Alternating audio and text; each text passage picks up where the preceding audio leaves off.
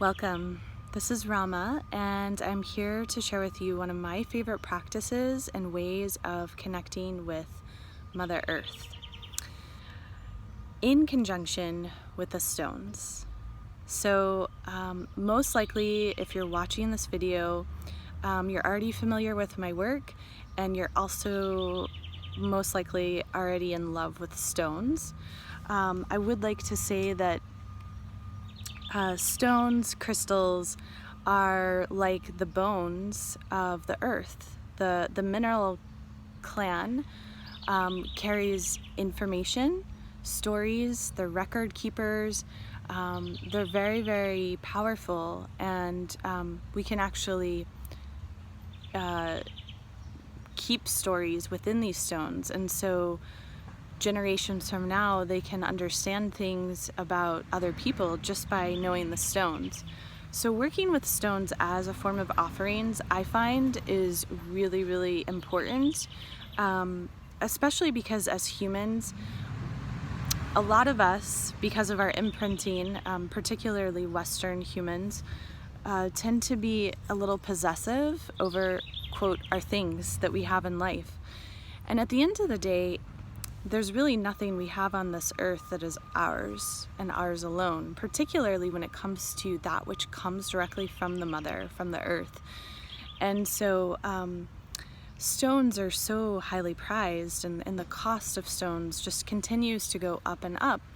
And I find one of the greatest offerings we can give to the earth at this time is to also offer back our stones to the mother.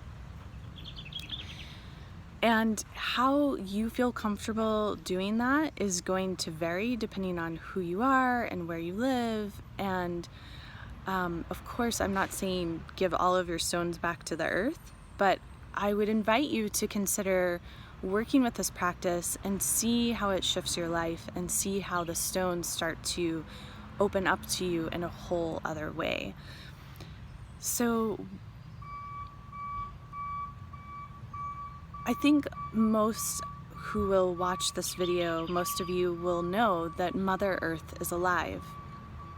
And it was in the early 70s that some scientists started to work with the Gaia hypothesis, saying that the Earth is living and a breathing organism.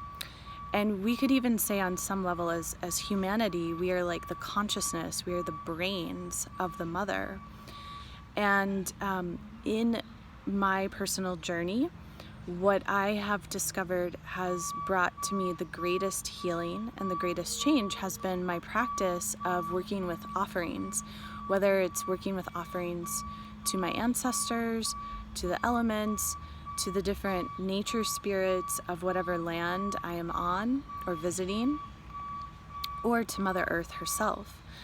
And in my work with one of my mentors, working with Malidoma Somé, I've come to really, truly deepen my connection with Mother Earth in a whole new way. And in that connection, one of the things that I would say I've been able to embody the most is how much Mother Earth really, really knows who each and every one of us is individually, like knows our names, knows our hopes, our dreams, our fears, everything. And so in this, I feel like one of the most powerful things we can do in this time that feels really immense and intense as we're on this journey of conscious evolution is to create and foster a deeper relationship with Mother Earth. And so one of the ways I like to do that is through offerings to Mother Earth. So I'm going to show you a mound that has been already created, an earth mound, and then I'm going to offer some of the stones so you can kind of get a sense of how I do it. There's no right or wrong way. But I would like to say that this is a very much an intuitive process. There's no right or wrong way, and that the most important thing is that you're doing it with like true love and devotion from your heart, and that you're using natural earth-based materials. So I also just want to acknowledge that as I'm recording this video, I do live in a city. So I live on a 1/4 acre and I've got a beautiful garden that I tend to, but I also live in a very urban environment, so you can probably hear lots of urban sounds, and that's life, right? Especially these days, it's like we've got a lot of polarity, a lot of duality. The way that I like to begin is also a way that I've learned in this tradition in studying with Malidoma Somé. And so you might have a different tradition, whether you work with a Peruvian lineage or a North Native American lineage. In any way you feel called in your own authenticity is what is most important. For me, I really connect with making a mound, because that is like a reflection of the mother's breast and honoring the mother. So I always start with some cornmeal, and cornmeal is such a sacred grain. The great corn mother, particularly for the Americas, is a very important goddess of the land, of the earth. And many people all over the world work with corn and eat corn and see corn as offerings. And many ancient cultures would work with different corn-based foods or fermented corn as special beverages, as offerings for their gods and their goddesses. So corn is very, very sacred, and I like to build a mound with the corn. And then you can call in other materials such as tobacco, or of course any stones you feel drawn to work with, flowers, dried herbs, other grains that you might feel called to work with. And it can be as ornate or as simple as you would like. Again, it's the intention that is most important. Also, a lot of times I will pour either on top of my mound or around the mound milk and honey as an offering of sweetness.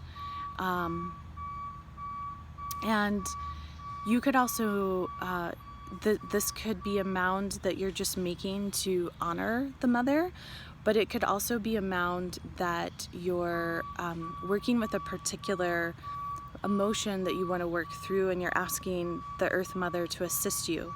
So let's say you're going through a lot of grief and you're looking to move the grief and ask Mother Earth to help you in that process. You could use herbs and stones particular for moving grief. A combination of rose and hawthorn could be really beautiful. Hawthorn berries and rose petals. And then stones like rose quartz and carnelian and maybe some clear quartz. So I'd like to show you. Let's see if the camera is not letting me flip. Okay, so I'm going to show you the earth mound that I have already begun. I actually began this earth mound with some sisters, and we offered each element in prayer. And so you see the basis is the corn meal, and then around it we have tobacco and lentils and different flowers. And since I'm not able to flip the video properly, I just want you to have seen that and to get a sense. I really like to make a breast with the cornmeal. Now again, it's an intuitive process and you may do whichever you'd like.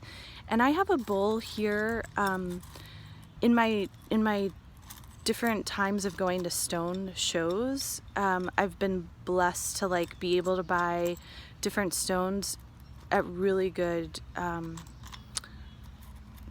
very affordable prices. And so, because you're probably wondering, like, how can I afford to offer my stones to the earth? Well, you can, sometimes you just luck out and you find really well-priced stones. So I have like a bowl here of different raw quartz that I like to offer to the earth. Sometimes I'll buy different tumbled stones in bulk, like in bags, and they're quite affordable that way. And I'll just keep them on me for offerings. So that's how I like to work them. Also, if you go to, there's places where you can go and you can collect stones. And in those spaces, you can also get stones for offerings. Now, what I would recommend is that if you are collecting stones, that when you go to those spaces, it's nice to bring offerings for the beings, for the nature spirits that are allowing you to capture and bring home the stones.